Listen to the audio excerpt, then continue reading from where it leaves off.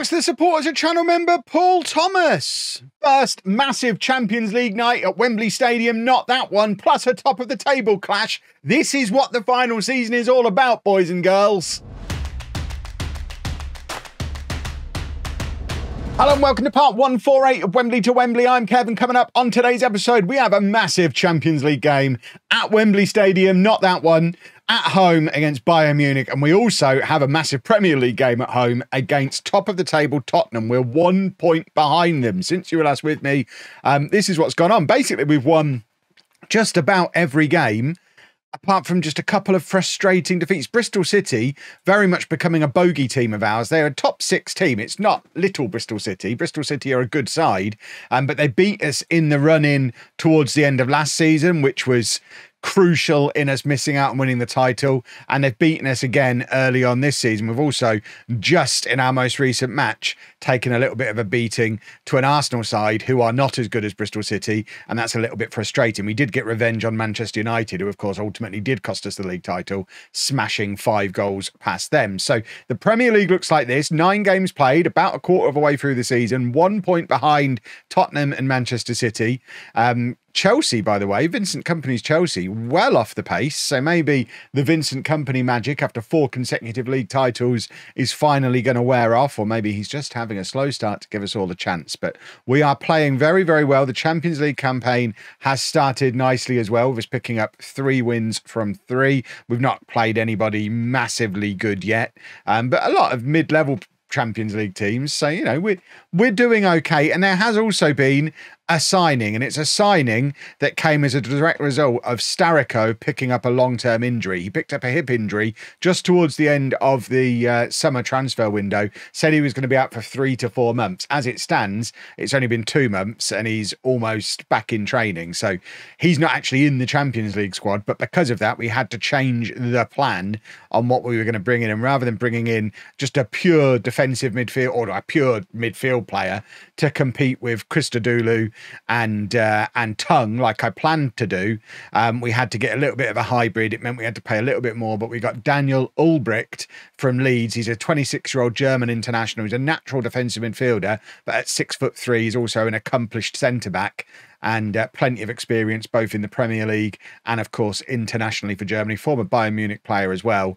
We had to pay over the odds for him, but he was definitely the kind of player we needed. We needed that extra body at centre-back. And also, as part of that, we also recalled Ander Diaz from his loan. We'd loaned him out to Reims for the season. They paid 5. I assume they didn't give us the full 5.5 million. We only let him stay there for 3 games before pulling him back to be a cover player. I mean, he's played 1 substitute appearance in the league since coming back. We probably didn't need to recall him, but we wanted an extra body around the place again because of the injury to Stariko, who is almost fit again, so can get him registered into the Champions League squad after Christmas, which is jolly nice. But let's get out there and beat Bayern Munich, shall we? This is the team. It's Kudo in goal, a back four of Gleedel, Mane, Rath and Burrows, Tongue and Sabatino in midfield, Bahari, Ansong and Bryan behind Gundo up front. This has pretty much been our first 11 this season. Stariko will come back in for Rath when he's fit again, but Rath has been having a decent enough season, getting a bit of a run of games.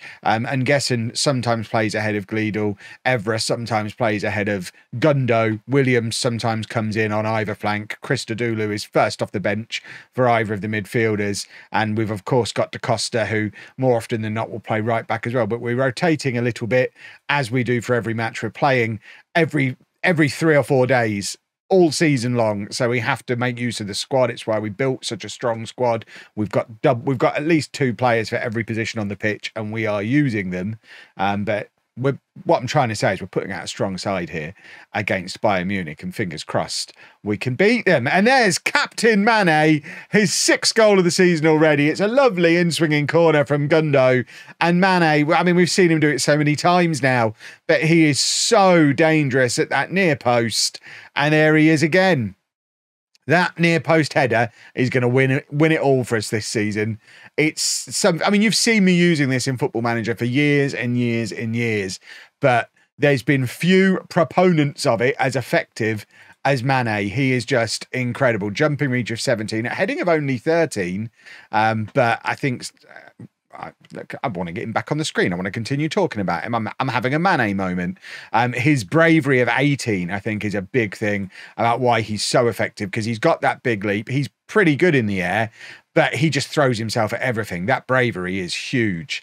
It's not an attribute I tend to look at, but trying to work out why he's so much more effective than players with similar jumping reach and better heading, I think it's because, forget heading technique, he just sticks his head where it's not wanted, and it's very effective.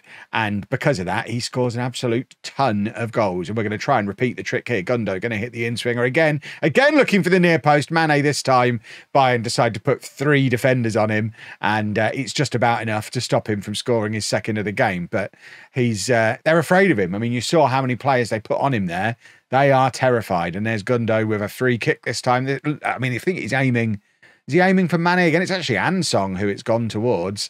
Not necessarily the player I would be aiming for from a set piece, but I think we might be winning a penalty off the back of it. Referee has his finger in his ear. The penalty is awarded, and it's going to be Gundo himself, who's having a cracking game, to step up, take the penalty kick, and he scores. 2-0 to Wembley here at Wembley Stadium, not that one, where we still haven't lost. We have our 100% winning record at both Wembley Stadium and Wembley Stadium, not that one. I would love that to be a thing that carries all the way through to the end of the series. If we can be unbeaten at Wembley, both of them, brilliant. There's Mane again. I mean, he didn't have to be particularly brave for that one because it was right on his head. It's Gleedle with the corner this time.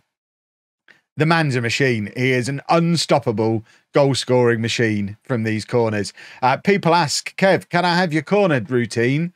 This isn't the one that I use in the network game, where you've seen me basically use work the spaces broken one to really, really abuse it with Gabriel and Saliba in my Arsenal team in the network game.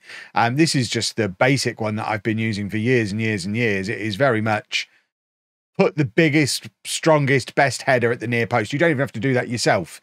Your assistant manager, your set piece coach will pick that guy for you if you don't want to have to pick it. But just put him on the near post and then hit an in-swinging corner to the near post. Nothing else really matters. It's as simple as that.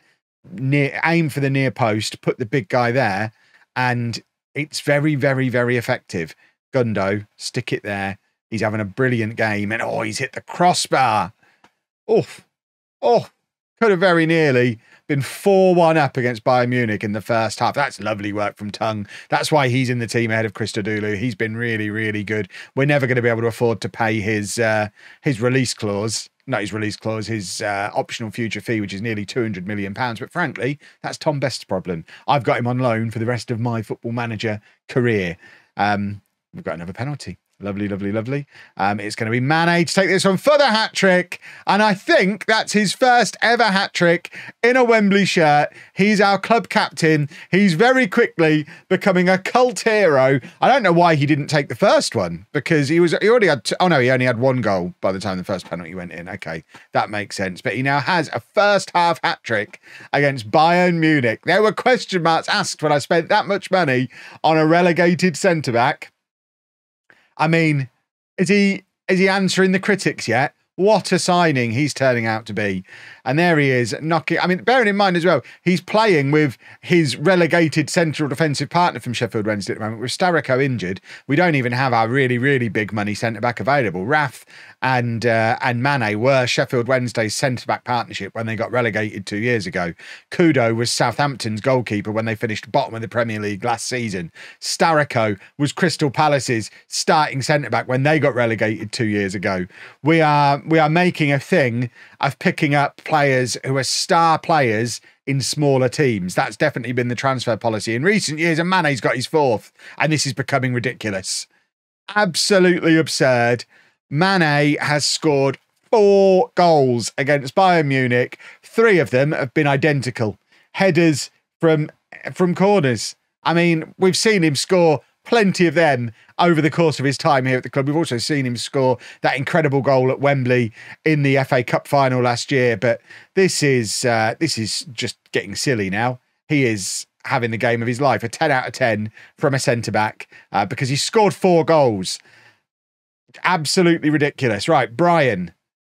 who's been quite quiet today, not because he's not had a good game, but because everyone else has played so well. But he's had his opportunity, and it's number 6. But can I point out, we're playing Bayern Munich here. If there was any dissenting voices thinking we might not be able to win the Champions League, our big problem last year was cutting edge in big games against big teams.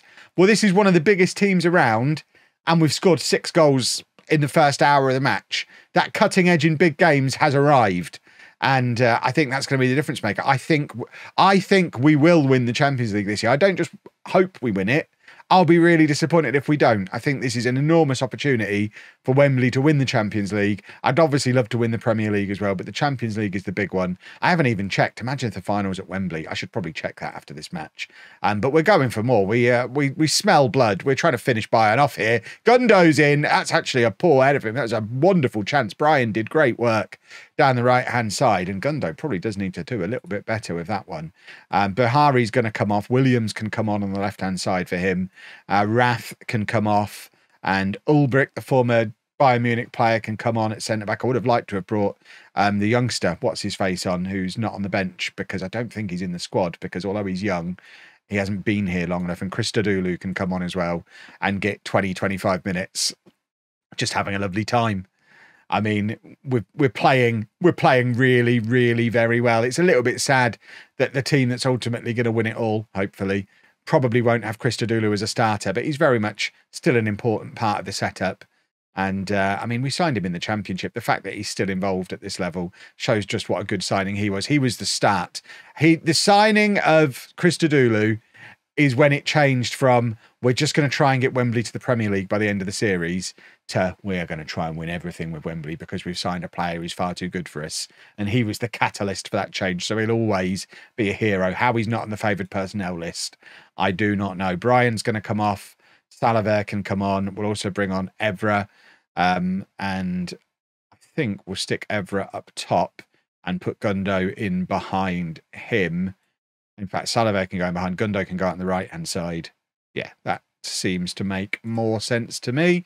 Evra definitely the better finisher of the two strikers, but Gundo definitely the more complete player. And as you've seen, hits a very nice corner as well. So it's similar to what we had with Belkacemi when we had Belkacemi and Williams as the two options up front. And Belkacemi kept getting the nod because he was better at corners, even though he wasn't necessarily as prolific a scorer. That's what we have with Gundo. And there is Gundo out on the right-hand side, and he's going to get an opportunity. In fact, it won't be him hitting the corner. It'll probably be Gleedle who takes this one. It's not even a corner, inexplicably. I don't really understand how or why. But we've still got a few minutes of the match left. Ulbricht, very much enjoying this against the club that never gave him a proper chance, I'm sure. Sabatino, he's so calm in midfield. Almost joined Bayern this summer. They were interested in him. He wasn't interested in them, which shows how far we've come. Lovely old stuff. But I mean, look at them knocking the ball around as if we're not 6-1 up. And that's brilliant from Burrows. Again, a lad who can't get in the Manchester City team.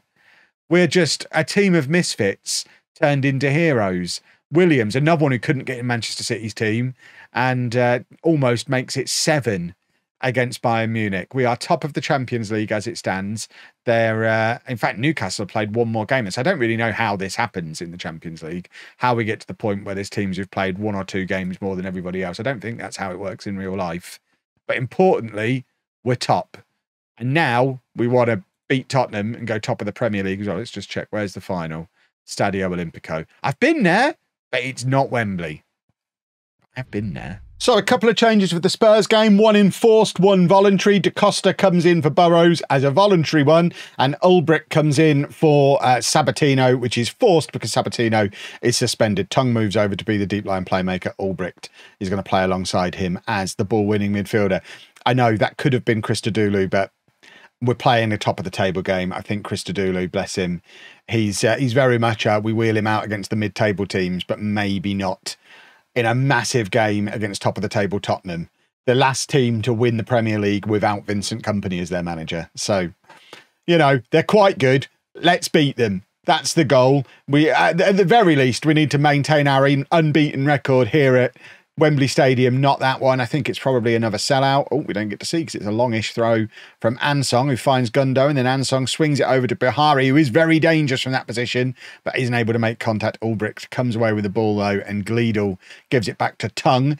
Tung back to Rath, who's on a yellow card, which we need to keep a little bit of an eye on. And then it's back with Mane, who, by the way, Real Madrid are now interested in off the back of his performance against Bayern Munich. He's 29. I don't have any interest in selling him. As far as I'm concerned, he can be here for another 4 or 5 years. Obviously, that's going to be Tom Best's decision. I say obviously, hopefully that's going to be Tom Best's decision, because as we've discussed a few times on stream, but I don't think it's come up in video. By the way, I'm streaming really regularly again on Twitch, twitch.tv/LOLLUJO. Come and hang out with me.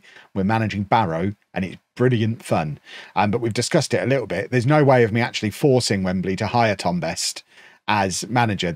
The editor's disabled in all of my saves. So I hope Tom Best gets the job after me, but there's no way of guaranteeing it. And Gundo has just had a penalty saved, which is a little bit unfortunate after scoring a penalty in that last game. But I mean, now he's got the chance to hit his in-swinging corner. So it might be for the best. Miss the penalty so that you can get a corner. I mean, it's probably a more effective route to goal for us, but the corner is dealt with by Spurs as well. And they've actually got a bit of a counter-attack going here, which we need to be alert to. But yeah, I'd like to think Tom Best gets the job. He was approached by Portsmouth in the summer to be their manager. Portsmouth are in the Premier League, so he is on the radar of Premier League teams as a viable manager choice. He just keeps turning clubs down because of his relationship with me. He wants to stay working with me. So, that's lovely. I mean, I think it's probably offside, but it's very well worked. Can it be very well worked if it's offside? Probably not. It was a very nice idea. I mean, it might be given. Maybe it was very well worked.